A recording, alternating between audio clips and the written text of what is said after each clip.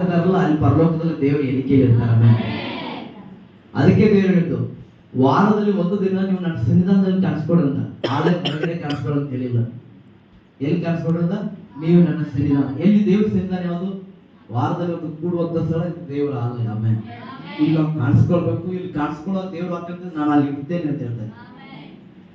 ಒಂದು ಗುಂಪು, ದೊಡ್ಡ ಗುಂಪು ಬೇಡ, ಎಲ್ಲಿ ಒಬ್ಬರಾಗ್ಲಿ ಇಬ್ಬರಾಗ್ಲಿ 3 ಜನ ಇದ್ರು ಅಲ್ಲಿ ಇರ್ತೇನೆ ಅಂತ ಹೇಳಿದ. ಆಮೇಲೆ ಯಾರು ಒಳಗೆ ಇದು ಕೊಟ್ಟ ನಡಾರಿ ನಡ ನೋವು ಕಾಲು ನೋವು ಅಂತ ಬಾಳ ನರಳ್ತಾ ಇದ್ರು. ಅವ್ರ ನೋವನ್ನು ನನಗೆ ಸಹಿಸುವ ಶಕ್ತಿ ನನಗೆ ಇದ್ದಿರ್ಕಿಲ್ಲ. ಆದ್ರೆ ಫೋನ್ ನಂಬರ್ ತಗೋದು ನಾನು ಫಸ್ಟಿಗೆ ಫೋನ್ ಹಚ್ಚಿರುವಾಗ ಅವರು ಇಲ್ಲ ದೇವ್ರು ನೀವು ನಂಬ್ರಿ, ನಿಮಗೆ ಒಳ್ಳೇದಾಗ್ತೈತಿ, ದೇವ್ರ ಮೇಲೆ ನಂಬಿಕೆ ಇಡತ್ತೆ ಅಂತ ಸೇವಕರು ಹೇಳಿದ್ರು.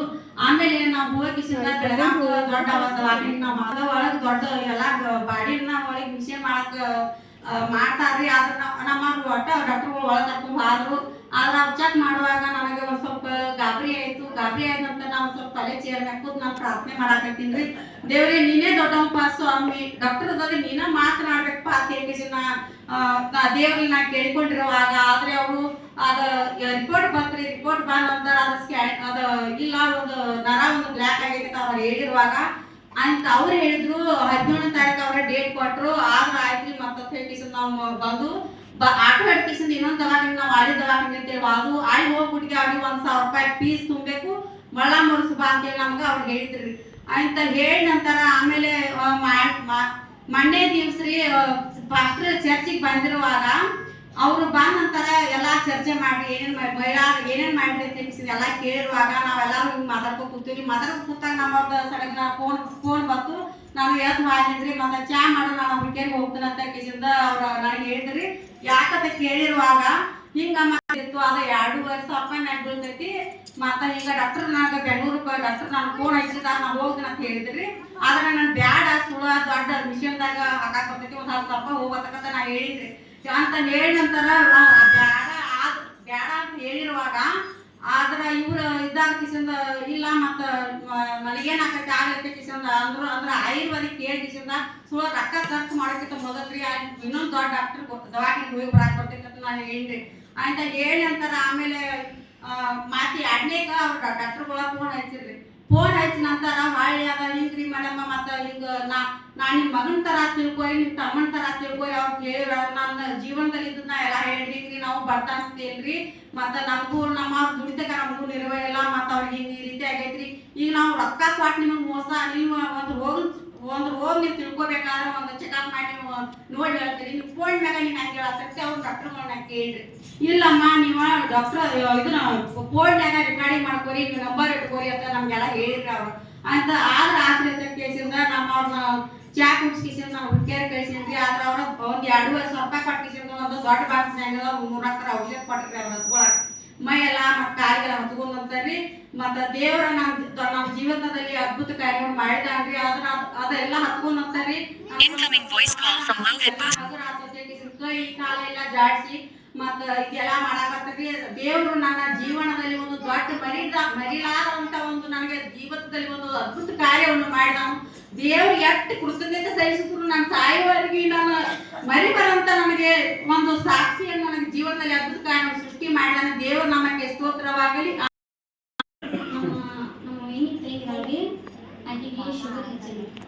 ಶುಗರ್ ಹೆಚ್ಚಿಂದ ಮೆಂದು ಬೆಳಗ್ಗೆ ಇಲ್ಲ ಉಳಿಯಂಗಿಲ್ಲ, ಒಟ್ಟು ಉಳಿಯಂಗಿಲ್ಲ. ಇನ್ನೊಂದು 24 ಸ್ಟ್ಯಾಂಡ್ ಕೊಟ್ಟು ಅವ್ರು ಒಯ್ದು ಮನೆಗೆ ತಂದ ಅಂದ್ರಿ. ನಾವು ಇಲ್ಲಿಂದ ಅಡ್ಕೊಂಡು ಹೋದ್ವಿ. ಅವಾಗ ನನ್ನ ತೊದಲ ನುಡಿಗಳನ್ನ ದೇವ್ರಿಗೆ ಕೇಳಿದೆ. ಏನಂದ್ರೆ ನಾನು ಬರೋ ಹಾಗೆ ನಾನು ಅವ್ರಿಗೆ ಪ್ರಾರ್ಥನೆ ಮಾಡಿದ್ರಿ. ಬೆಳ್ಕಂತಕ್ಕಾಗಿ ಕಾಲ ಕೈ ಹಿಡಿದ ನನಗೆ ಹೆಂಗೆ ಬರ್ತೈತಿಲ್ಲ ಹಂಗೆ ನಾನು ಪ್ರಾರ್ಥನೆ ಮಾಡಿದ್ರಿ.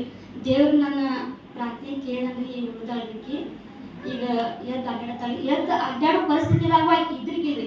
ಒಟ್ಟೆ 24 ಟೈಮ್ ಅಂತ ಕೊಟ್ಟಿದ್ದಕ್ಕೆ ಇಲ್ಲ ಸಾಯತಾಳು ಉಳಿದ ಇಲ್ಲ ತನ್ನ ಡಾಕ್ಟರ್ಗಳು ಹೇಳಿದ್ರಿ. ಈಗ ಉಳಿದಾಡಲಿಕ್ಕೆ ಸ್ವಲ್ಪ ಅಡ್ಡಾಡ್ತಾಳೆ. ಅದಕ್ಕಾಗಿ ನಾನು ದೇವರಿಗೆ ಶ್ರುತಿ ಹೇಳ್ತೇನೆ.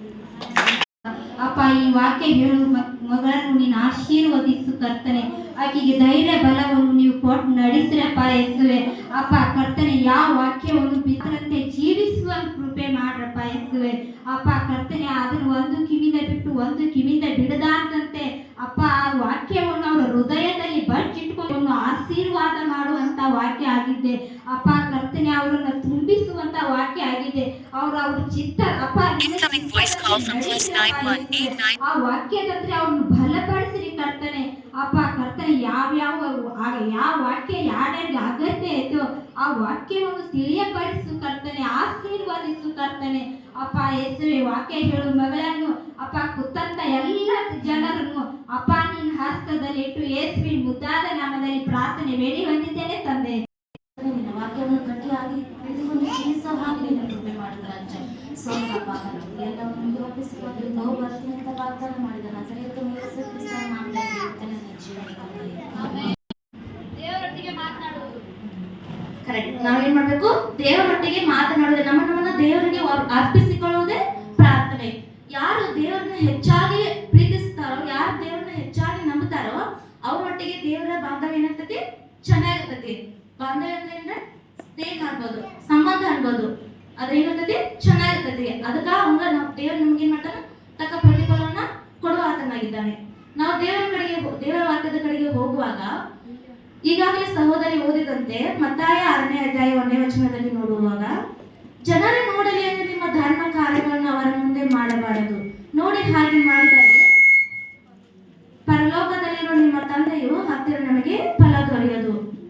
ಇಲ್ಲಿ ನಾವು ಪ್ರಾರ್ಥನೆ ಮಾಡುವಾಗ, ದೇವರನ್ನು ಆರಾಧಿಸುವಾಗ, ನಾವು ಧರ್ಮ ಕಾರ್ಯಗಳನ್ನು ಮಾಡುವಾಗ ಜನರು ಇನ್ನೊಬ್ರು ನೋಡ್ತಾರೆ ಅಂತ ನಾವು ಯಾವತ್ತೂ ಪ್ರಾರ್ಥಿಸುವವರಾಗಿರ್ಬಾರ್ದು.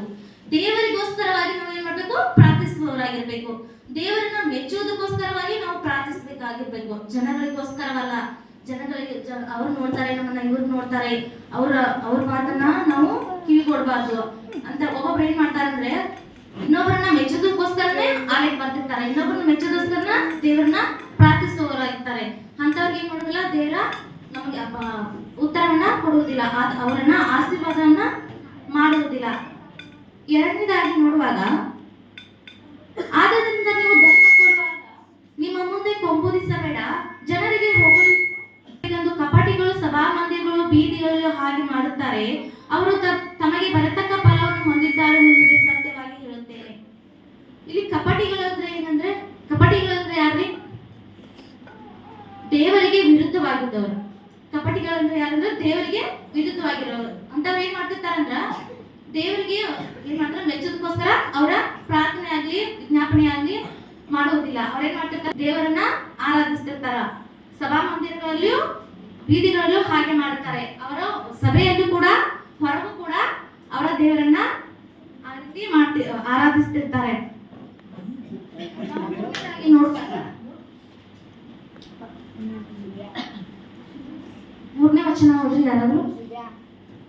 ನೀನಾದರೆ ಧರ್ಮ ಕೊಡುವಾಗ ನೀನು ಧರ್ಮ ಕೊಟ್ಟದ್ದು ಅಂತರಂಗವಾಗುವ ಹಾಗೆ ನಿನ್ನ ಬಲಗೈ ಮಾಡಿದ್ದು ಎಡಗೈಗೂ ತಿಳಿಯದಿರಲಿ. ಅಂತರಂಗದಲ್ಲಿ ನಡೆಯುವುದನ್ನು ನೋಡುವ ನಿನ್ನ ತಂದೆಯು ನಿನಗೆ ಫಲ ಕೊಡುವನು. ಇಲ್ಲಿ ಏನಂತಂದ್ರ, ನಾವು ಏನಾದ್ರೂ ಯಾರಿಗಾದ್ರೂ ಸಹಾಯ ಮಾಡಿದ್ರ ನಾವು ಏನ್ ಮಾಡ್ಬಾರ್ದು? ಯಾರಿಗೂ ಹೇಳ್ಕೊಳ್ಬಾರ್ದು. ನಾವ್ ಏನ್ ಮಾಡ್ಬೇಕು? ನಮ್ಮ ಸಹಾಯ ಮಾಡೋದನ್ನ ನಮ್ಮ ಮನಸ್ಸಿನಲ್ಲೇ ಇಟ್ಕೊಳ್ಬೇಕು. ಯಾರಾದ್ರೂ ಬಡವರಿಗಾಗಿರ್ಬೋದು, ಅನಾಥರಿಗಾಗಿರ್ಬೋದು, ನಾವ್ ಏನ್ ಮಾಡ್ಬೇಕು? ಸಹಾಯ ಮಾಡಿದ್ರೆ ಇನ್ನೊಬ್ರಿಗೆ ಅದನ್ನ ತೋರಿಸ್ಕೊಳ್ಬಾರದು. ನಾವ್ ಯಾರಿಗಾದ್ರೂ ಸಹಾಯ ಮಾಡಿದ್ರೆ ಅದನ್ನ ಯಾರು ಜ್ಞಾಪಕದಲ್ಲಿ ಇಟ್ಟುಕೊಂಡಿರೋದಿಲ್ಲ. ನೋಡ್ರಿ, ನೀವು ಯಾರಾದ್ರೂ ನಾವು ಸಹಾಯ ಏನಾದ್ರು ಮಾಡಿದ್ರೆ ಹಿಂಗ್ ಮಾಡುತ್ತೆ ಯಾರು ನಿಮ್ಗೆ ಹೇಳ್ತಾರ್ರಿ? ಯಾರು ಹೇಳೋದಿಲ್ಲ.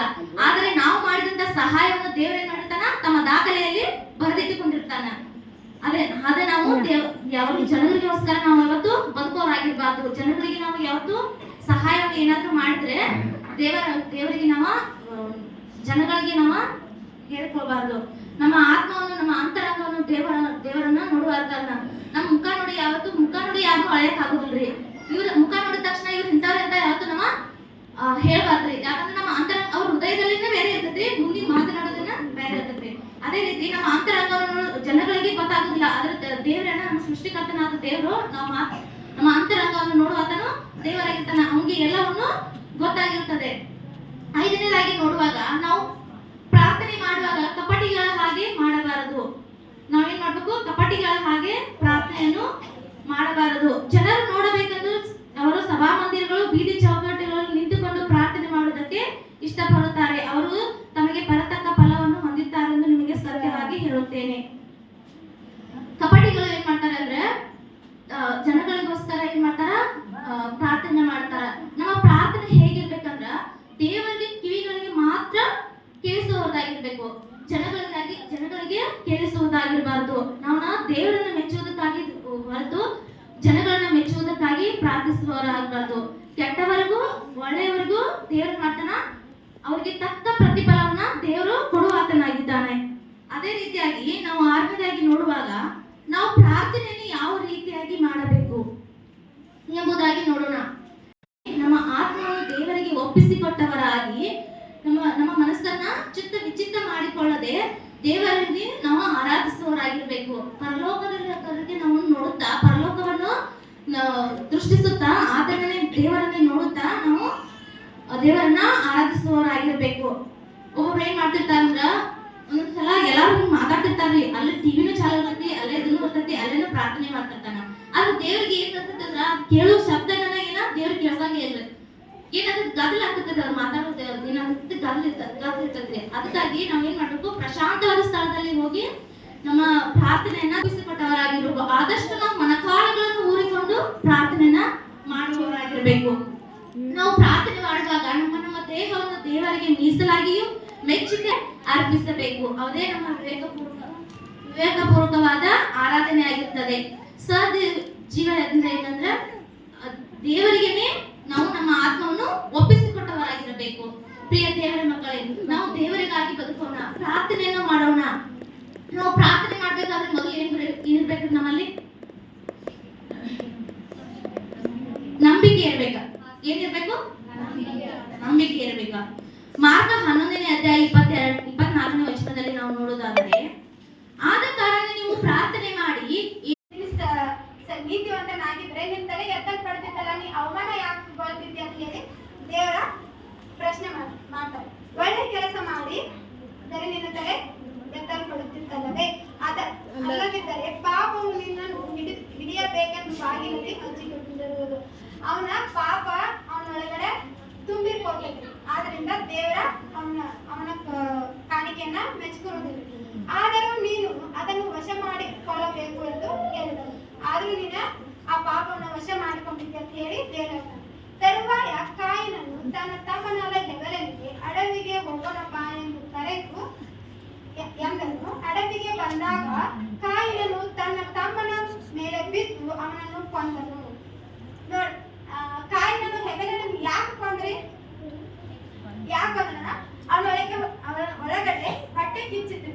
ನನ್ನ ಕಾಣಿಕೆನ ದೇವ್ರು ಮೆಚ್ಚಲಿಲ್ಲ, ಇವನ ಕಾಣಿಕೆನ ಮೆಚ್ಚಲ, ನನ್ನ ಮುಂದೆ ಇವ ಒಳ್ಳೆ ಮನಸ್ಕೊರತಾನ, ನಾ ಕೆಟ್ಟ ಮನಸ್ಕೊರತಾನ. ಒಂದೇ ಒಂದು ಕಾರಣಕ್ಕ ಏನ್ ಮಾಡ್ತಾನಂದ್ರಿ, ತನ್ನ ಸಹೋದರನನ್ನ ಅವನ ಕೊಂದ್ ಹಾಕ್ತಾನೆ. ಆಗ ದೇವರು ಕೇಳ್ತಾನ್ರಿ, ಕಾಯಿನನ್ನು ಕೇಳ್ತಾನೆ, ನಿನ್ನ ತಮ್ಮನಾದ ಹೆಬೆರನು ಎಲ್ಲಿ ಎಂದು ಕೇಳಲು, ನಾನೇ ನನ್ನ ತಮ್ಮನನ್ನು ಕಾಯುವವನು ನಾನು ಅಂತ ಕೇಳಿದ್ರು. ನನ್ನ ತಮ್ಮನನ್ನು ನೋಡ್ಕೋದ್ರೆ ನಾನು ಅವನ ಕಾರಣ ಅಂತ ಹೇಳಿ ದೇವರನ್ನ ಪ್ರಶ್ನೆ ಮಾಡ್ತಾನೆ. ಅದಕ್ಕೆ ಯೆಹೋವನು, ನೀನು ಏನ್ ಮಾಡಿದ್ದೀ? ನಿನ್ನ ತಮ್ಮನ ರಕ್ತವು ಭೂಮಿಯ ಕಡೆಯಿಂದ ನನಗೆ ಕುಗ್ಗುತ್ತದೆ. ಕೇಳು, ನೀನು ಸುರಿಸಿದ ನಿನ್ನ ತಮ್ಮನ ರಕ್ತವನ್ನು ಕುಡಿದ ಈ ಭೂಮಿಯನ್ನು ಬಿಟ್ಟು ಹೋಗಬೇಕೆಂದು ನಿನಗೆ ಶಾಪ ಬಂತು. ನೀನು ಭೂಮಿಯನ್ನು ವ್ಯವಸಾಯ ಮಾಡಿದರೂ ಇದು ನಿನ್ನ ಮುಂದೆ ನಿನಗೆ ಫಲಿಸುವುದಿಲ್ಲ. ನೋಡಿ, ಬೇರೆ ಏನ್ ಹೇಳ್ತಾನಂದ್ರೆ, ಎಲ್ಲಿ ಅವನ ಬೇರೆ ಕಡೆ ಅಡವಿಗೆ ಕರ್ಕೊಂಡು ಹೋಗಿ ಕೊಂದಿರ್ಬೋದ್ರಿ. ಆದ್ರೆ ದೇವರ ಎಲ್ಲವನ್ನು ನೋಡುವಾತನಾಗಿದ್ದಾನೆ. ನಾವು ಎಷ್ಟೇ ಕಣ್ಣು ಮರಿ ಮಾಡಿ ಏನೇ ತಪ್ಪು ಮಾಡಿದ್ರು ಕೂಡ ದೇವರ ಅದನ್ನ ನಾವು ಜನರ ಮುಂದೆ ನಾವು ಮುಚ್ಚಬಹುದ್ರಿ, ಆದ್ರೆ ದೇವರ ಮುಂದೆ ನಾವು ಮುಚ್ಚಕ್ ಸಾಧ್ಯ ಇಲ್ಲ. ಅಂದ್ರೆ ನೀತಿವಂತಿಕೆಯನ್ನ ದೇವರು ನೋಡ್ತಾನು, ಅನೀತಿವಂತಿಕೆಯನ್ನು ನೋಡ್ತಾನೆ. ಆ ತಪ್ಪು ಮಾಡಿದ ಕಾಯಿನನ್ನ ದೇವರ ಏನ್ ಮಾಡ್ತಾನಂದ್ರೆ ಅವ್ರಿಗೊಂದು ಶಾಪ ಕೊಡ್ತಾನಂತೆ. ನೀ ಏನೋ ಭೂಮಿ ಮೇಲೆ ವ್ಯವಸಾಯ ಮಾಡಿದ್ರು ನಿನಗಾದ ಯಾವತ್ತೂ ಫಲಿಸುವುದಿಲ್ಲ ಎಂಬುದಾಗಿ ಇದನ್ನ ಮಾಡ್ತಾನೆ. ಆದ್ರ ಅವನ ತಮ್ಮ ಸತ್ತಿರ್ಬೋದ್ರಿ, ಆದ್ರ ದೇವರ ಆಶೀರ್ವಾದ ಅವನ ಮೇಲೆ ಇರ್ತೈತಿ. ಅವ್ನ ಪರಲೋಕ ರಾಜ ಸೇರ್ತಾನೆ. ಯಾಕಂದ್ರೆ ಅವನು ಸರಿಯಾದ ದಾರಿಯಲ್ಲಿ ಇರ್ತಾನೆ. ಅವ್ನು ಕೊಂದಿರ್ಬೋದ್ರಿ, ಆದ್ರೆ ದೇವರಿಗೆ ಅದು ಕಾಣ್ರಿ. ಅದು ಯಾವುದರಿಂದ ಕೊಂದ್ರೆ ಅವ ಹೊಟ್ಟೆ ಕಿಚ್ಚಿನ ದುರಾತ್ಮದಿಂದ ಅವನ ತಮ್ಮನನ್ನ ಕೊಂದಿರ್ತಾನೆ.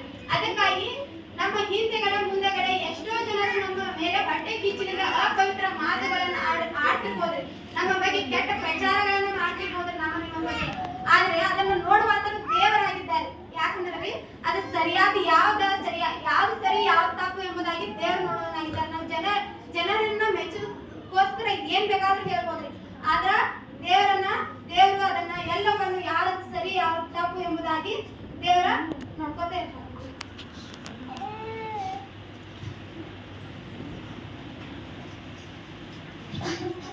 ಕೀರ್ತನೆ ಈ ರೀತಿಯಾಗಿ ಬರಿತಾನೆ, ಕೀರ್ತಿಗಳನ್ನು ಈ ರೀತಿಯಾಗಿ ಬರಿತಾನೆ. ನೀತಿವಂತನಿಗೆ ಬರುವ ಕಷ್ಟಗಳು ಸಂಭವಿಸುವ ಕಷ್ಟಗಳು ಅನೇಕವಿದ್ದರೂ ದೇವರು ಅವೆಲ್ಲವುಗಳಿಂದ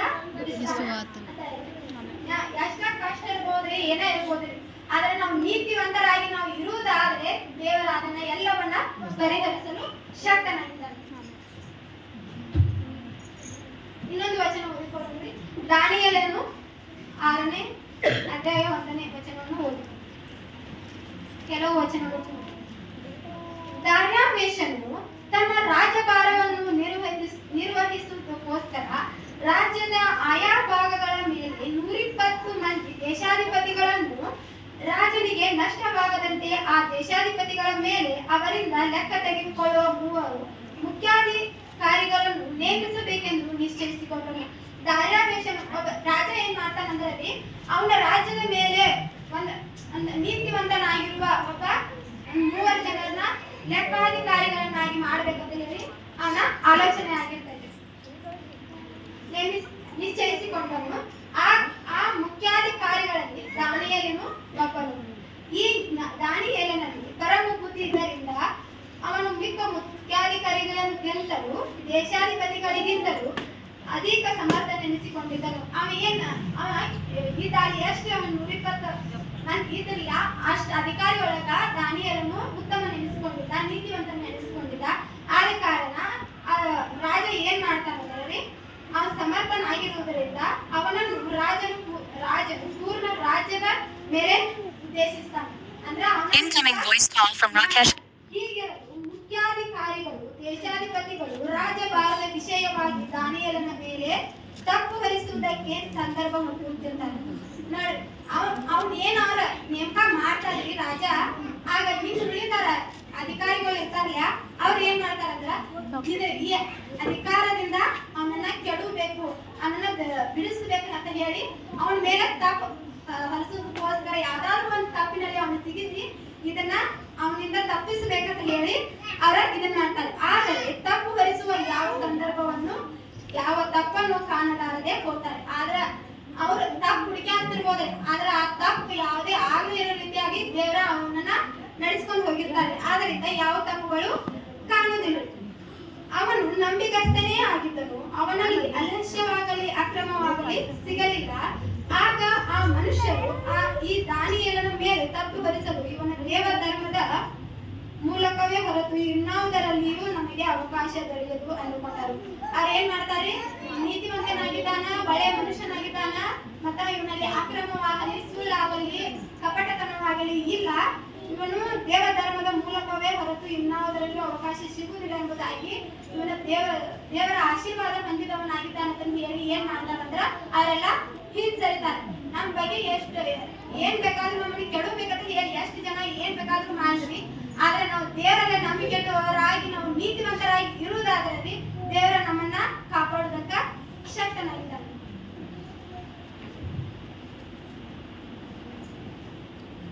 ಕೊನೆಯದಾಗಿ ಯಾಕೋಬ 3ನೇ ಅಧ್ಯಾಯ 14ರಿಂದ ಕೆಲವು ವಚನ.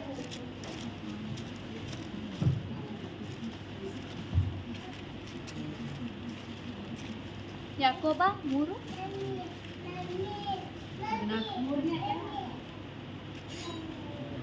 ಆದರೆ ತೀಕ್ಷ್ಣವಾದ ಮತ್ಸರವು ಪಕ್ಷಭೇದವು ನಿಮ್ಮ ಹೃದಯದೊಳಗೆ ಇರುವಲ್ಲಿ ನೀವು ಸತ್ಯಕ್ಕೆ ವಿರುದ್ಧವಾಗಿ ಸುಳ್ಳಾಡಿ ಹೊಗಳಿಕೊಳ್ಳಬೇಡಿರಿ.